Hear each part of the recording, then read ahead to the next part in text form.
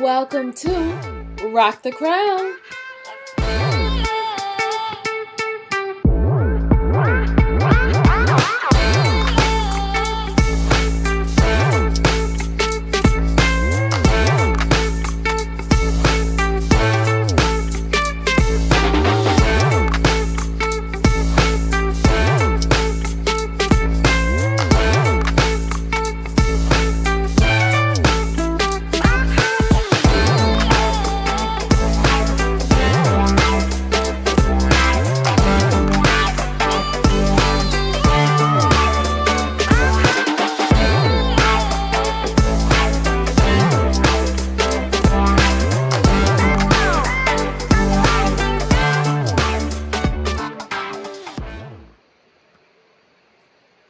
Hey, what's up, Crown Nation? It's your queen, Naima, with my queen, Nefertari. What's going on, Hey, everybody? y'all.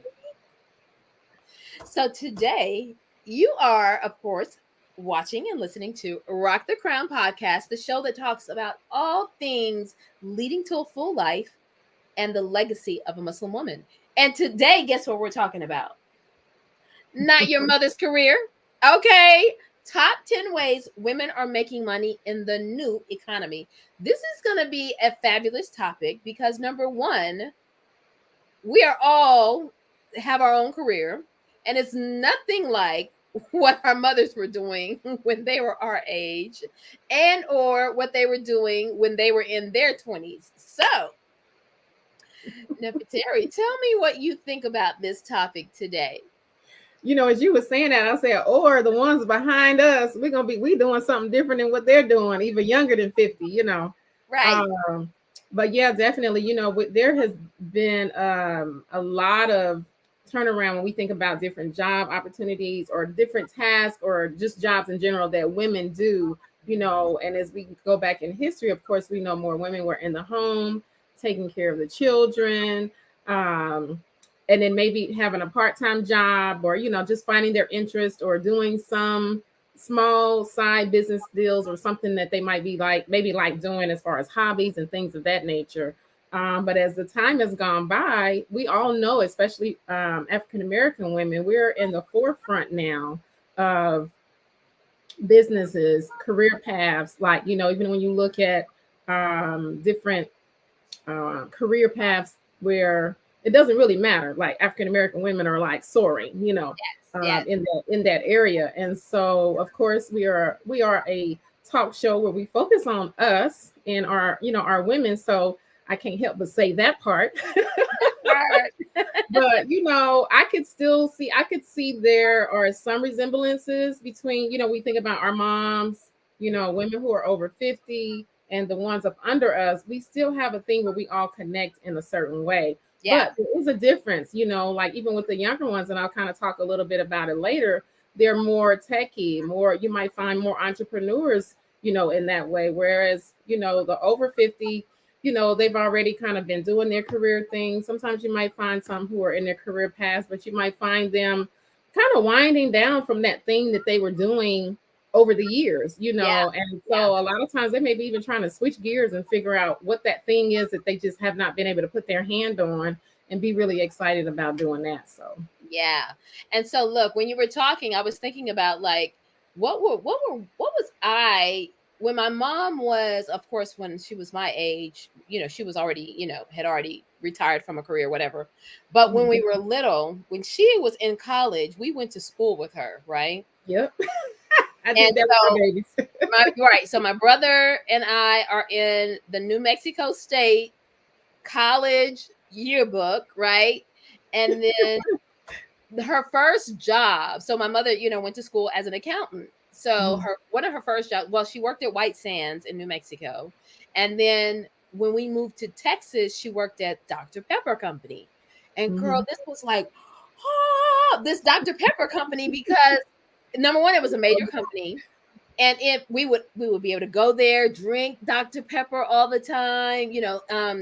Coke at the time, Dr. Pepper Co. was really, really interested in the Special Olympics. So every year they had they were the sponsor for the Special Olympics. And so we would always be around the Special Olympic kids and helping my mom with all of that different stuff.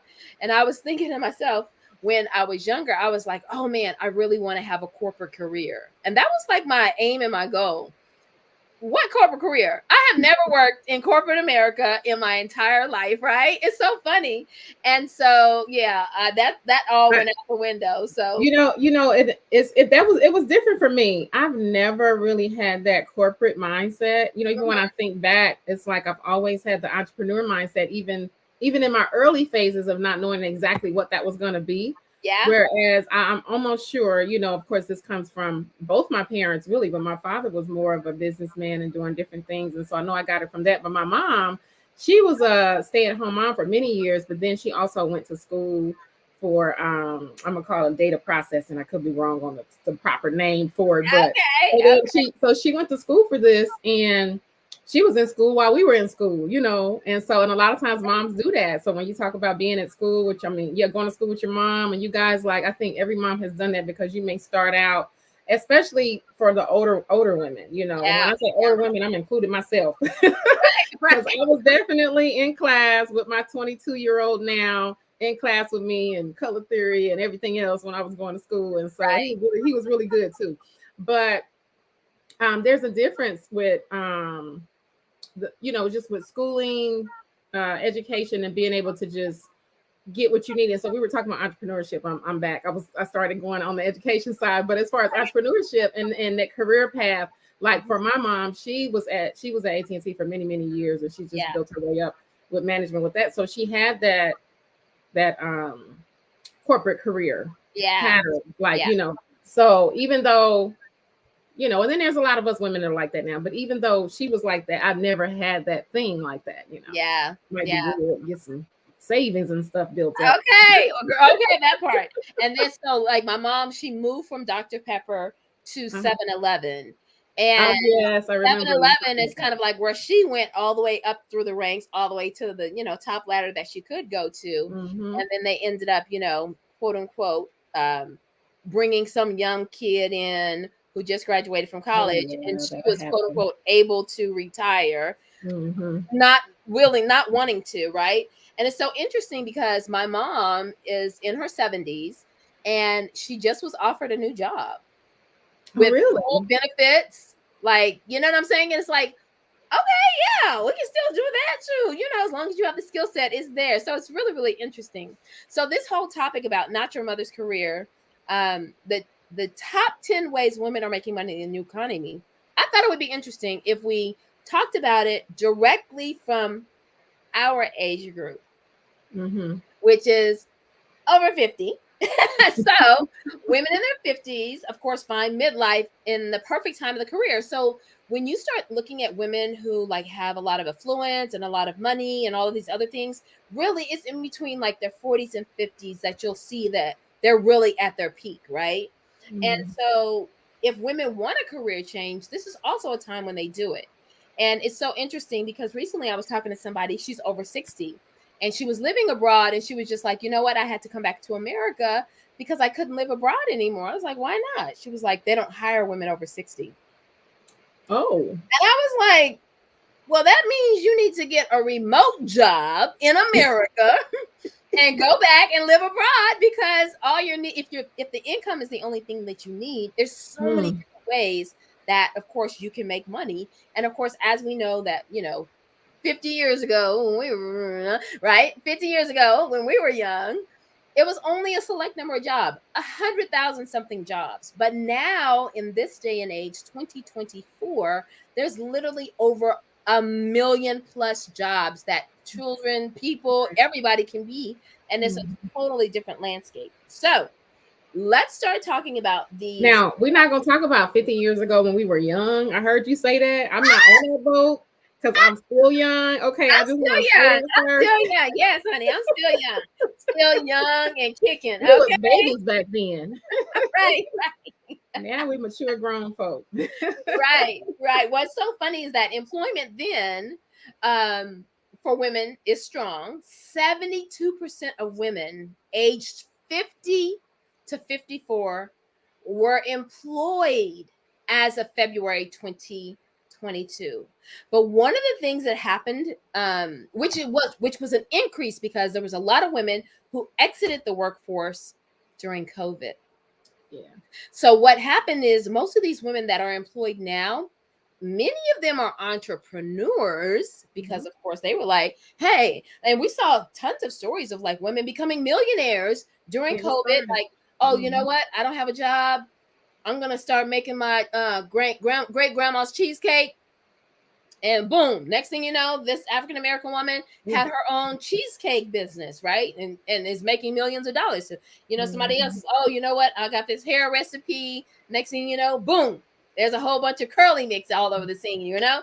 So anyway, all of these great things that let you know that it's okay to continue to thrive after 50.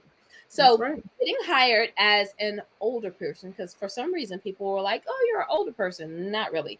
It can be difficult. It can be difficult, especially with gaps in your resume. So when you start looking at where was I at from 25 to 35, you were raising your children and now they're in school and you want to go back and try to get a job. People are like, well, what were you doing? And I know that I had a big lapse because, of course, I was a stay-at-home mom.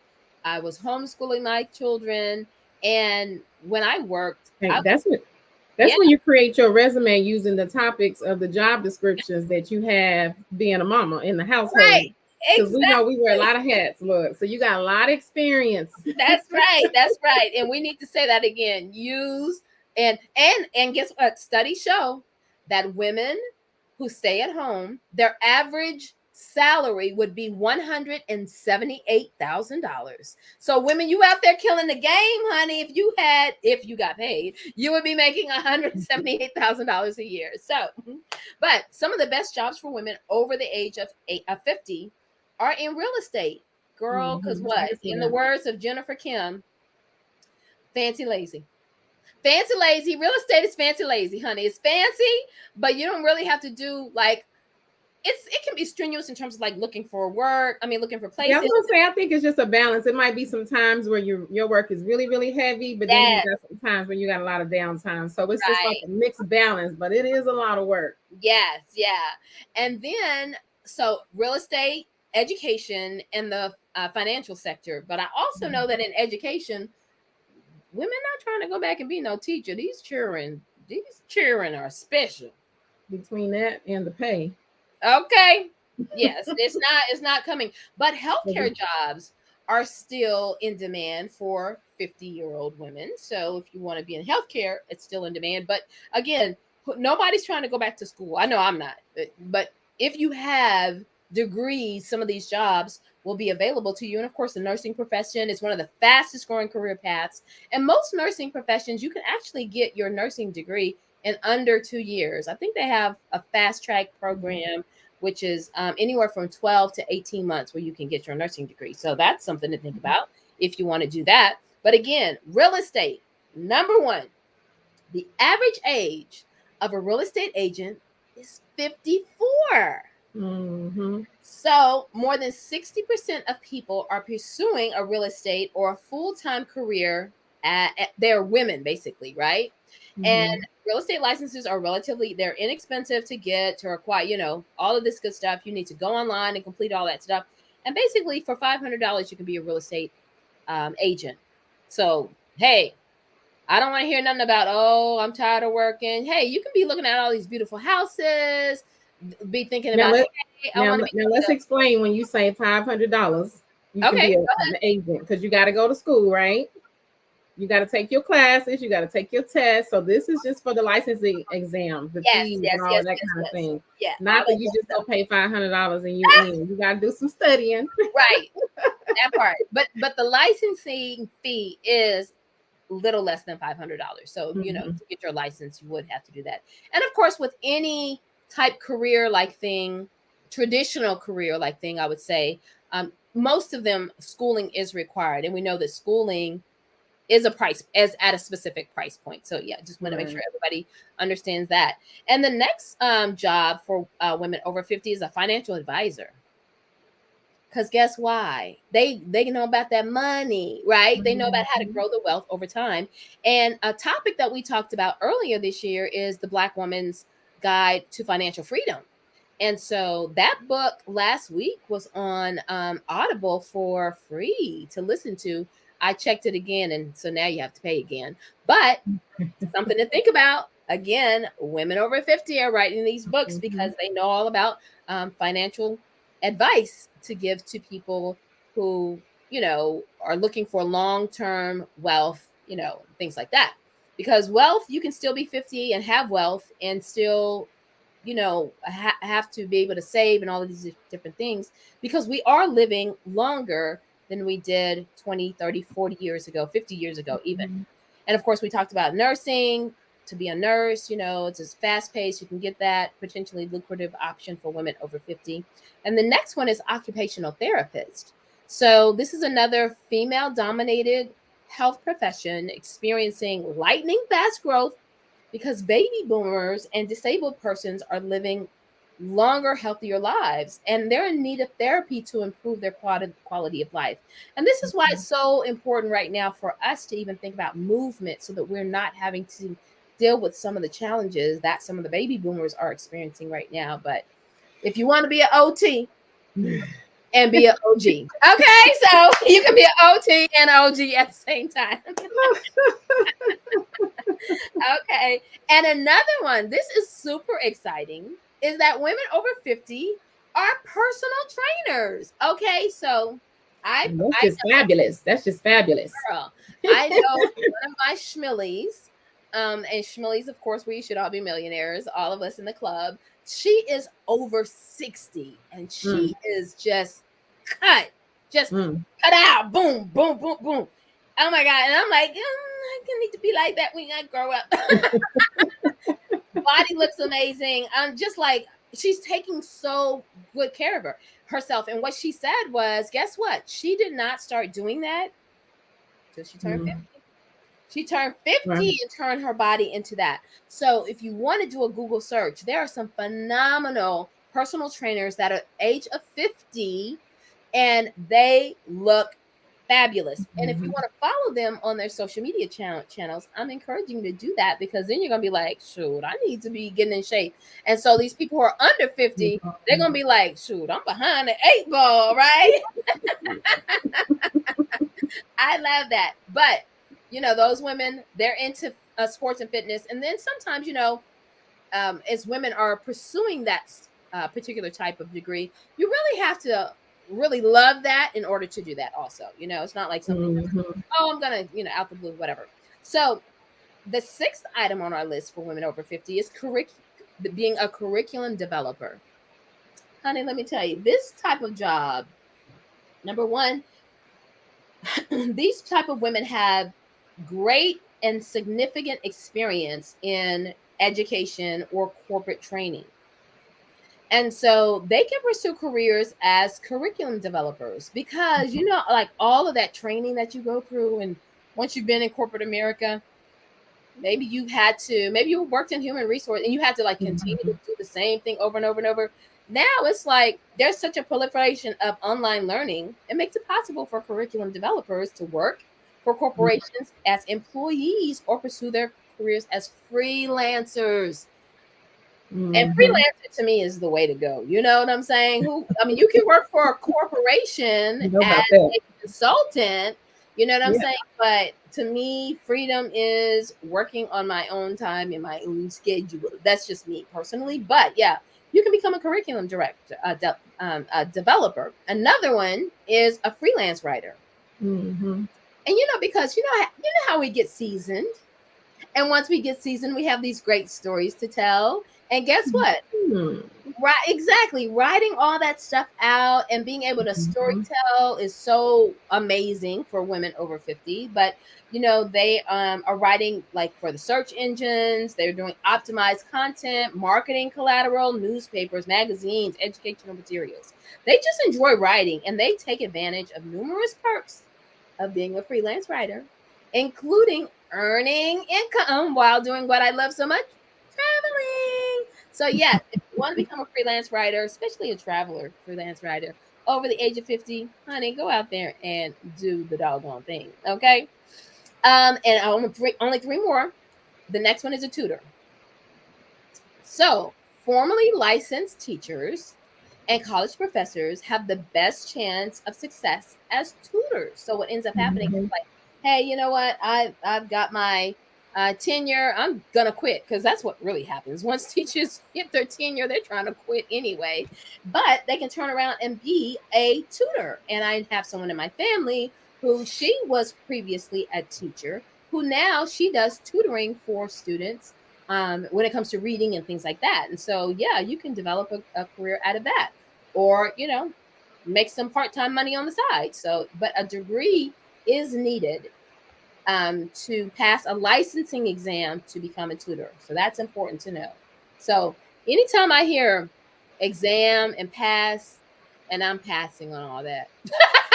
Mhm. Well, I wouldn't say that because I did just recently have to take an exam to become a Hello 7 certified coach. And honey, I did that. Okay. So I would say that was exciting, but yeah, exams are not necessarily in my pathway for the for future. The next is a counselor, honey, and don't we need them? You said what? Don't we need some counselors? Oh yeah, we do need some counselors. All types of counselors. Therapists are more public and community institutions. They're offering these services to community members, right? And degrees are needed. You do have to have a licensed degree to be a counselor. Mm-hmm. Counselor is not someone who gives advice. Let me say that again. You can't talk about, oh, I give advice to people and I'm a counselor. No, no, no, no, no. You need a degree, a licensed degree to counsel people in a way where somebody's Yeah. not gonna. You gotta pass that exam. Okay. Once again, Because you if got an exam somebody, to pass. Mm-hmm. I'm thinking about, if you give some people some advice, guess what? They can come and beat you up because you're not licensed. It's not Crazy funny, girl. but I'm just thinking of like some of the advice that I hear people giving other people. I'm like, you can get beat up for that, right? Mm-mm. Mm-mm. But we're not talking about No. beating people up. But make sure you have a license if you want to be a counselor. And the last and the most exciting part, because we are foodies here at Rock the Crown, you could be a personal chef. A personal chef is a financially lucrative career for women over 50 because it marries the top-notch cooking skills, house calls. And I know Neff is like, I can't wait to get a personal chef. Oh, I've been saying that. But my thought as you were talking was when you said somebody older, and I just think that, when we get ready to talk about millennials here in a minute. Yes. But, the ones that I run into, the cooking qualities are just not the same. I don't know. Our people older than us might say that, but I don't know. My children seem to like my food, but that's real. Okay. My 9-year-old be like, you just cook so good. You should own a restaurant. So I appreciate that, Lord. I love it. But I know I like my mama's cooking. Yes. But I can see a difference, But with my daughter, she's a little different because. And when I say different, I mean different from most women her age because she's pretty good in the, domestically and with the kitchen and, cooking and all of that. As a matter of fact, I was at her house yesterday and it was so funny because she's I didn't have no lemon juice to put on the salmon, right? So she's grating the oranges.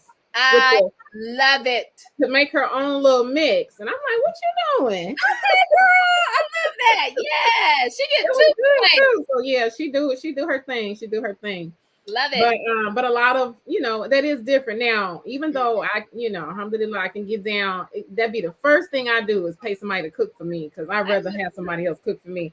I enjoy to eat, but I was like, somebody else can cook for me. I'll clean up, you cook. I know that's real too. That sounds like a game plan. Yes, personal chef. But I like I like to do the cute little dainty food, when it comes to, because I'm the creative designer, so I love the the pretty stuff that you put up and the colors that you combine it with, all of that kind of stuff. So yeah. But yeah. So let's talk about the millennial women, okay? Woo! They're more likely to just be what? More techie and savvy. So we are like the information, when I say we, I'm including myself in that, let me tell you why. Yes, I am over 50. No, I had somebody the other day that was like, wait a minute, hold up. I thought you was in your 20s. I'm like, get out of here. I love it. I know that's real. I So love it. my 9-year-old to do that to me. I'll be walking with him. They think he the only. I'm like, no, it's 6 more before him. Okay. Did So, y'all hear that? alhamdulillah. Huh? Did they hear that in the audience? Oh, go ahead. Double And- snap. Okay. Right. Thank you. Double Alhamdulillah. snap looking good. As they say, looking like a chocolate chip cookie. I love it. Chocolate chip for sure. Okay. No. But so millennials are more techie and savvy. So they are like 68% of millennial women are working right now. Mm. Okay. So it's already a higher percentage than when we think about back in the day, Yeah. So one of the, and Naima kind of touched on this earlier, but entrepreneurship, so a lot of women are found leading successful startups, which we just heard her mention, even as recent as when we had COVID. People who were like had other career paths, working for other companies, and they had to come home. And when we talk about the women coming home, women were more so coming home because the men had to work more so. So it's like somebody had to be with the kids. Guess why? Because they weren't going to school. They wasn't no daycares open. None of that happening. And Right. so women had to really, really kind of be more creative, because now during the daytime, you're having to do that on top of your other things, which we still even see that now with women who are working at home with their children, with their babies. Okay. Even today, like just kind of dealing with all that. And so this is one of the things where entrepreneurship, I don't think that's ever going to go anywhere. Of course, like I said, that's one of those things I think just across the board with all of us as women with various ages, this is one of those things. But entrepreneurship, I think, is a little bit more at the top of the list for the millennials, like, Mm-hmm. just being creative. And I'm talking about men, women, or, both, everybody, Yes. Yeah. One of the things that just came to my mind is with my son. He's, of course, he had his experience with working a couple jobs. You know how they start out with fast food or a clothing store or a ground shipping business company or whatever. Well, he found out real quick, this is not for me. And he automatically in his mind was like, I got to figure out what I'm going to do, because this right here is for the birds, so to speak. It's so funny how they do. But alhamdulillah, he's doing well with what he does. And so as an entrepreneur, many men and women who are millennials are definitely looking. And so he has, the reason I mentioned him was he does these big vending explosions, and I was so amazed the time that I went a couple of times, that all of these young people, I'm like, these are businesses. These are business-minded people. Okay. They have their own products. Like they have their own, it doesn't matter from whatever to whatever, And I was like, I am so excited to see them being creative and starting new ventures or having a venture and just getting out there and pushing your product, So that's a big deal. So you find more and more of them now than you did in our generation and generations before that. So I definitely give them that. And then the remote work, like we mentioned earlier, remote work and freelancing. There's definitely a rise in remote work. We know when we get on the phone talking to people, and we'd be like, now where you live? Okay. You either state, right, or you in another country somewhere, So the remote jobs are definitely, or the freelance opportunities are definitely something more allowed for women to contribute to their skill sets. Yes. And so this helps to foster the flexibility of independence, And so we definitely love to have that flexibility in our schedules, Now some remote jobs, you might automatically just need to be there in front of your computer, but then some, it's good that you can travel in different places, and still be able to work remotely. Like you just mentioned the other young lady that's in another country, like get your job in America and then go back over there so you can make your money, right? So just having that flexibility there. Digital content creation. Now we know this, the millennials, right? Okay. Whether they're blogging, doing podcasting or just creating videos, and we definitely see a lot of that. We get entertained by a lot of that. So these women are actually monetizing their digital content and building strong online communities from this. And so that also goes into social media influences. Mm-hmm. So this is where they're being able to leverage their online presence, where women are just becoming influencers and partnering with different brands. And my sister-in-law, she does that. Definitely making a living off of that. I love to watch her videos and stuff. I love to watch their videos. Yes. Especially the other day. Did you see the one where Bilal and Shida were getting ready to go out, and when they stepped on the mat, the money? I just saw that one. I said, "This is too cute." And they had to save money. In there. You save money in a marriage or something like that. It was awesome. I loved it.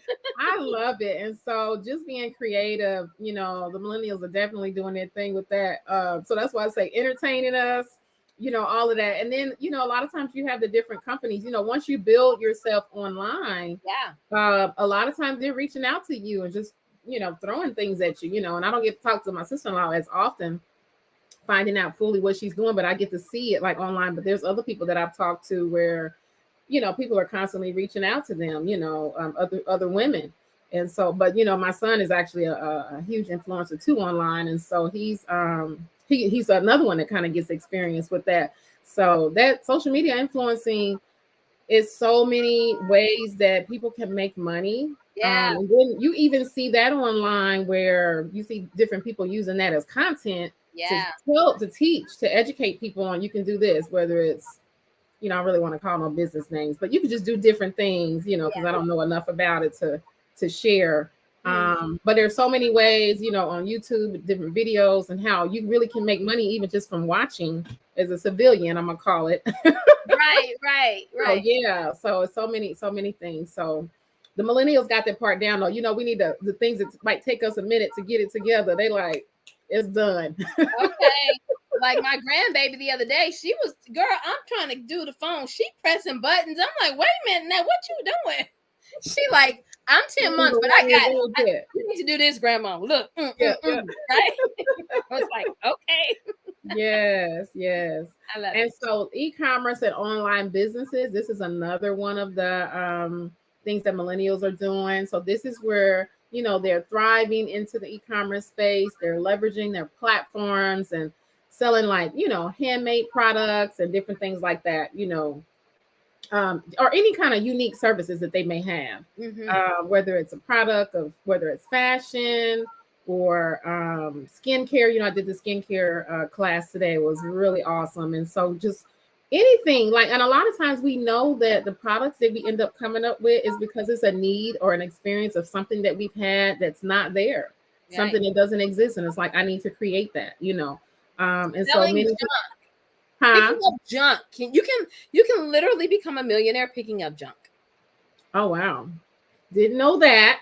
Yes, because the price that people pay to pick up junk is so high. I was like, oh man, you can. Well, now that you say that, I do know about that. $40,000 a month picking up junk. Ooh, yeah. Let me go pick up some junk. We need a junk. I'll pick up that junk and I'll be recreating it into something else. Okay, we'll have two businesses. Yeah, two businesses in one. Exactly. I love it. Oh, man.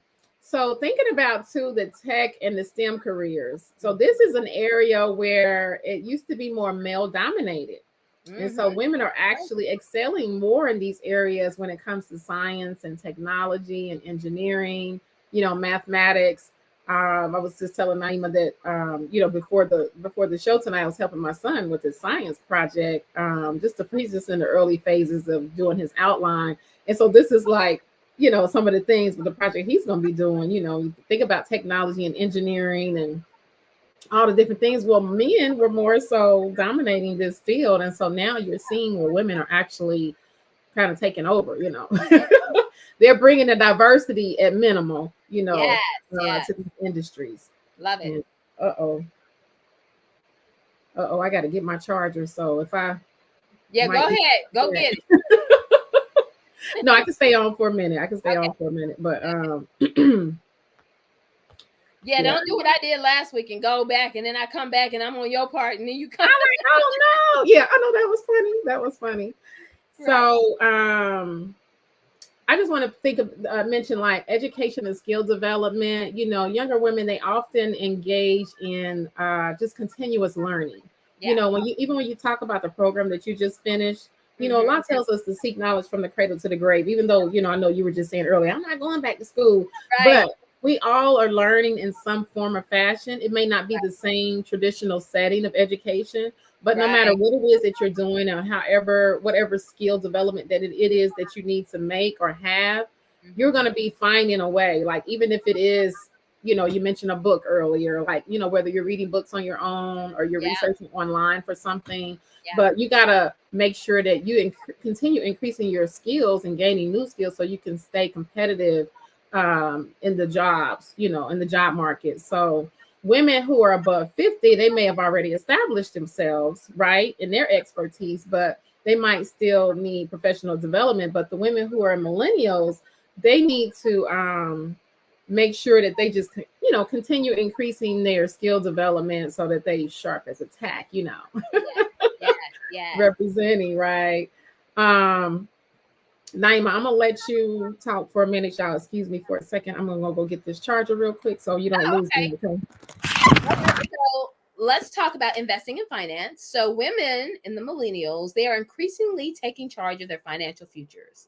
This is so important because participating in investment activities and pursuing careers in finance and wealth management are, I mean, it's going up. So we have, of course, our very own Rock the Crown Queen, Nafisa, who is really into finance and wealth management.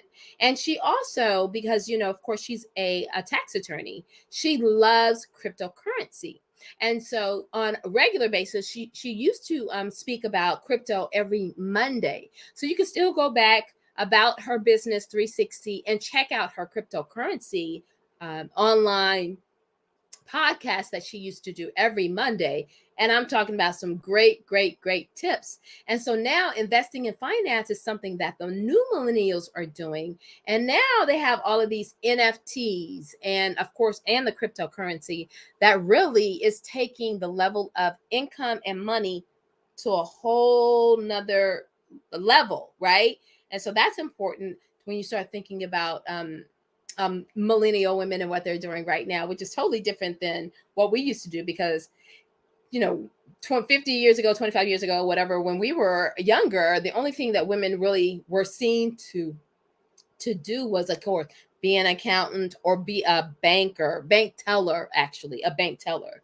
And you really didn't see women doing a lot of investment in that way. And so something else is the health and wellness industry. So we know that this is important. It's so funny because when you start thinking about the millennials, and I'll say millennials, like basically my sons, they're all in their 20s, right? And so because they're all in their 20s, this is a growing um focus on well-being. Women are finding opportunities in, of course, fitness coaching, wellness counseling, and creating health related content. And so what you'll see is that amongst some of the young millennial women, they're like into smoothies and teas and, you know, eating fresh. And I know people are always teasing women and saying, oh, you know, you're vegan or vegetarian or pescatarian, whatever. But they're really into, there is a segment of them that is really into eating well and healthy, especially those really leaning into making sure that they have gardens in their home and that they're eating all of this fresh food. So the health and wellness industry is something that is taking off with these millennials as well. All right. All So right. so tell me what you talk about last. The health and wellness industry. Okay. Mm-hmm. So, you know, I was just thinking about just a comparison between the older people. I'm saying older people, but you know, 50 and above. Are we older? I know. And then just, you know, realistically, right. But look, we remember when we were younger, right? And we see somebody who's 50 years old and we thought that was old. Look, We you think it's old as did think soon as that was you see. old, girl. And then you find out, look, that's why they looked at you sideways. What you talk about? But we certainly aren't looking 50 like they Yeah. did. Yeah, well, and then the question is, what does 50 look like? It depends on where you come from. Oh yeah, You but know, as far as no. African Americans, Look, alhamdulillah, we've I been just want blessed. to do a chart: 50 then and 50 now, and then I'd be 50, interested in seeing that. like at least 4 generations of what 50 looked like. We could see the difference in how it's evolved. Mhm. Hmm. Well, I just wanted to touch. I know you kind of talked about health, and I think that's a good segue into like family planning and work-life balance perspectives Uh-huh. between, the difference between the millennials and the above 50 and above. So millennial women, they might, kind of navigate decisions related to family planning, considering different factors like maternity leave. We know above 50, we were just talking about that the other day. I think so. One of my girlfriends pulled up a young lady.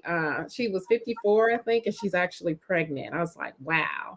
And so, not commonly do you see above 50. You see this one over here. She's about to fall out of the chair. That is no. That's a no for me. Yes. So whereas the young millennial women may be, trying to make decisions on maternity leave and all of that, that's not something that the 50 and above would need to worry about. So Right, flexible right. work schedules as far as that goes, or childcare options and things like that. Women above 50, they're more so, they've already experienced these different phases and they can be more focused on one of the topics that we kind of talked about recently is empty nest transitioning. Right. So supporting their grown children, which we know we kind of are in that phase with, I mentioned I have 6 above my little one. So I have 7 children and they're all in their different phases, so being able to support them as grown-ups, because they can always be our babies, Yeah. but supporting them as grown-ups. And so that's the difference between, family planning with women, Yeah. between Yeah. millennials and then because we already, we've been through those phases. Now we got our grandbabies. We don't mind having them for a little bit. I just had a couple of mine this weekend. Yeah. But then they get to go back home for a little bit. Yep, yep, that's right. So Kiss, kiss and go. Kiss and go. uh-huh. So what's your experience, Naima? Being above 50 with your children, and then you have one grandchild now. I have 6 grandchildren. So what's Yep. your experience with that? And how do you, I guess I'm just thinking about, because I know you're just like me where you have friends who are various ages. So how do you find your lifestyle being different and gelling with, and even with me, even though we're around the same age bracket, I'm still sitting in a different pocket sometimes because I have a Yeah, 9-year. yeah, yeah. So, So like, how do you see the difference? yeah, so one thing about because I know for sure that even though you and I may have started having children at the same time, we weren't friends then. Mhm. And so We I didn't know each other then. yeah, that's right. We were friends in the soul system. So what happened was the people who I was basically I had relationships with at the time in the 90s, early 90s, nobody was married. Nobody was doing so. Like all of my children are they're like in their late 20s right now, right? So for me, some of my friends are in their early 40s, late 30s, and guess what? Just having babies now. They just not having babies. I'm Yeah. like, girl, let me tell you what we're not doing. Going on vacation. I mean, you know what I'm saying? And she Because said it's that like, to me. yeah, I just, it's like you have to get a babysitter.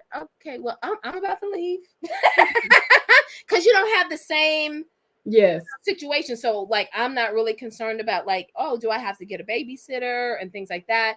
And then, of course, with my grandbaby, if I want to see her, I can see her. I don't have to be like, oh, you know, um, it's just like not a concern that like I'm so bogged down with it. Does that make Mhm. sense? So Mhm. and I know that some people, some grand babies are at home with their grandparents, but Right. I I was also gonna say, know, yeah, it depends on the situation. yeah, yeah, and We're so blessed right now where she's got 2 good, healthy parents. that's As right. mom And said. also, when she was here, they were still primary caretakers of her, right? You know what I'm Mhm. saying? So it wasn't like I had to make sure that I opened my schedule up totally so that they can kind of do whatever they wanted. But I'm available to do whatever they want whenever. So just having the flexibility is a big blessing. But I also know that my friends who are not able to step away. So like even though you have a 9-year-old. I have another friend, her son is 12, and she still has to have someone watch her child. And so it's kind of like, okay. So, and then of course, we have someone who's younger than us. She's in her 40s, but all of her children are, in their 20s. And so it's like all of our children are basically like around the same age, but everybody has a different circumstance. And of course, we're in our 50s, and it's kind of like rely on either childcare, daycare, getting permission, and those kinds of things. And as you get older, the fluidity of your life, you just want it to be a little bit more fluid. It's like, I want to be more free. And that's why when I was talking about those jobs for women over 50, doing it in a freelancing type of way or in a consulting way allows for you to have more freedom. And so I'm for making more money and working less. And so definitely want to make sure that as, women are looking at all of these different careers, whether millennials or over 50, choose the one that works best for you, because I know that there are some people who are interested in, hey, I do want to work at a corporate company because I want to get all those benefits, and then I do want to retire, and they want to live on a retirement check. And then there's people like me who I know I'm going to make more money than that retirement check. So I want to have, again, work less, make more money, and then, have my own lifestyle. So it just depends. Everybody has their own way. And so speaking of retirement planning, this is another thing that is where we see a difference between the younger and the older women, above 50 women. Yeah. The older women definitely are more likely to become more focused on the retirement planning, right? Whereas you probably should have been, at least a few years before you got to 50, but right. So managing your retirement plan, managing your investments, any transitions that you may potentially have when you think about part-time work or consulting roles or things like that. Whereas the millennial women, they're starting to think about long-term financial plans. They are for sure, but they might not necessarily be prioritizing the retirement. So, and speaking of the millennials, this is a time where you want to make sure, this is another hat that I wear. Make sure that you have your savings plan in place. Even if you're putting away $25, $50, $75, a month, if you can do more, put more away, because when you're young, and I want to say even 20, 25, 30 years old, that's the time where you want to start to save your money. Yeah. To invest, so that when you get to be older, you're protected, financially protected. This is something that you want to have in place, and get your, y'all get your life insurance. Go ahead and get your life insurance and have it for your 35-year term at least. Help you with that. But this is part of need to reach out to Ortez Wells. Huh? Do you need to reach out to Ortez Wells? Okay. Because he got some life insurance for you. Okay. Yes. He's got some burial insurance for you too. But definitely life insurance is the main thing, because again, so many circumstances can happen. And what a lot of people don't talk about is like, yes, you can be a parent, you can have life insurance on yourself, but those riders are just as important. And the riders are insurance for every single one of your children under the age of 25, is it? Under the age of 25. So get your insurance and have your children on there as riders, and then they will have their own specific amount based on what your amount is. But man, and sometimes you may look at that being a small amount when it comes to the children riders, like you just spoke of, but the children riders is just pretty much there as a security in the event that something happens, Right. And so it's not going to be no big savings for you in the event that something does happen, but it's going to help you in taking care of some of those immediate things and immediate expenses that have to be taken care of, right? But of course, you definitely want to, and I've had some recent things that happen around me, but insurance is just so important. I know this wasn't part of our plan with conversations today, but this is something that is easily said when something happens, like, oh man, if only this, or you got to kind of resort to raising funds in our community, to try to help the families, which we want to do that. But just put, let's just get some things put in place. Let's be responsible. That's what I'm talking about. Let's be responsible. And like I said, y'all can reach out to me, and Naima mentioned Ortez. He is also into, the business. So we can definitely help you with your plans as far as, generational wealth, and then just getting your ducks in a row as far as that goes. And like Naima just mentioned, very important as far as having those children on there, because we have to plan for in the event that something happens earlier. And like if you die too soon, or if you live too long. That may sound kind of weird, but living too long means, that's a lot of times when you get older and your life insurance policy is now up, but you've got your savings in place, so you're still covered. That's the goal, that you want to be able to have that. Right. Okay, so the other thing I want to mention is community networking. So this is an area where younger women might leverage more, as we said before, on the platforms of social media and all of that. And I think I'm kind of in between that. I'm like, it depends on how I'm feeling, whether I'm on social media, doing whatever. Sometimes I feel like it's me opening myself up to all these people, and I don't know, I don't want to do that right now. And then some other times I'm like, I'm there and I'm good. But let me tell you what kind of drove me more so to social media is on the business side of things. So I was like, let me not just look at it as a personal, thing. Let me look at this business, because this is the way to go. You have to get online if you want to be able to grow and do whatever you need to do and reach people, because they say 50 and above like the more traditional networking methods, and that's okay for some extent, to some extent, right? But you definitely have to be able to reach out, on all the platforms, to be able to get whatever across, your message, your product, your whatever. And so community and networking, this is another thing that you could see the difference in whatever. And Naima, I know you've been really doing a lot because you've been pushing your coaching program here recently. Yes. So I had a friend of mine call me the other day. She was like, "Oh my God, I saw you. Of course. I love it." I was like, hey.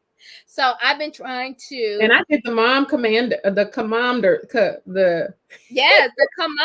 series. The Commanders was really good. Secretary is officially a commander.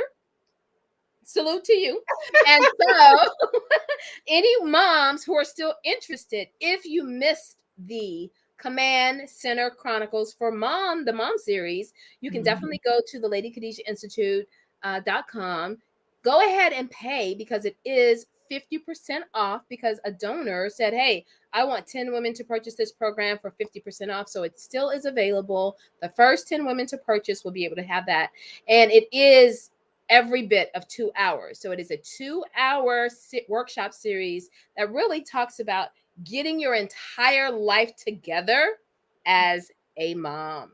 And we had so much fun. We did Chat GPT, honey. Let me tell you, you're going to get your life all the way together. Scheduling. Well, we talked about that last week on the show too. If you didn't see the show last week, go back and check it out. We did scheduling, meal planning, organizing, tidying up your home, prayer, spirituality, cleanliness is next to godliness, just a whole plethora of topics within that 2-hour spectrum. But you can definitely go to LadyKhadijahInstitute.com and get that series and that workshop. And you'll also have like the handouts, all of the things that we worked out during the workshop portion of it. And the one that's coming up for February is called Empower Her, already an entrepreneur. So for all of you ladies who are already an entrepreneur and you want to move to the next level in your business, meaning maybe you make 25,000, now you want to make 100,000. If you make 100,000, you want to make 250,000. You make 250,000, you want to make let me just say this: only 6% of people make over $100,000 in their business. Period. 6%. 6%. Are y'all listening? 6% of people only make $100,000 in their business. So we really need to be focusing on these businesses that are making less than $250,000 a year in the lifetime of the business, meaning perpetually every single year. We've got to be making at least $250,000 in our businesses every year, because a business is something that not only is important for the community, it is making you money. Because if not, then you just created yourself a job. Okay, we're not trying to create ourselves jobs and we're working and we're not getting paid. That's not no. So again, empower her. That is also on LadyKhadijahInstitute.com. You can purchase that now. It is currently full price unless someone likes to donate. But yeah, that be coming up at the end of February. So I'm super excited about that. And of course, I have all these other coaching programs and things like that, as well as a coaching retreat. Now that's a high ticket item, honey, but you will be treated like royalty for a whole week. The entire Hello 7 growth scale, I every love it. day, all these tips teaching you how to go from $0 to $1 million. Woo! Well, while Naeem is trailblazing in the coach industry, I love it. We're just commending the trailblazers and the creative entrepreneurs, all the women who are rewriting their scripts to success. So as we conclude with today's show, let's just celebrate all the women, the incredible achievers. Those, my word for the year is resilience. So being resilient and innovative, displaying, just by women all across the world and the different industries. So we're remembering. It's not just about conforming to the old norms. Right. It's about also embracing the new opportunities and forging your own paths. Okay. So we just really want to thank you for tuning in to us today. And until next time, stay inspired and keep breaking barriers. That part. And don't forget to like us on Facebook, subscribe to us on YouTube, and follow us on Instagram. We'll see you all next week. Next week is our last episode for season 8. Oh my God. And guess what we're talking about? Black men and mental health. Woo! You want to be there? Y'all. Okay. We'll see you all later. Peace out. Assalamu alaikum. Assalamu alaikum.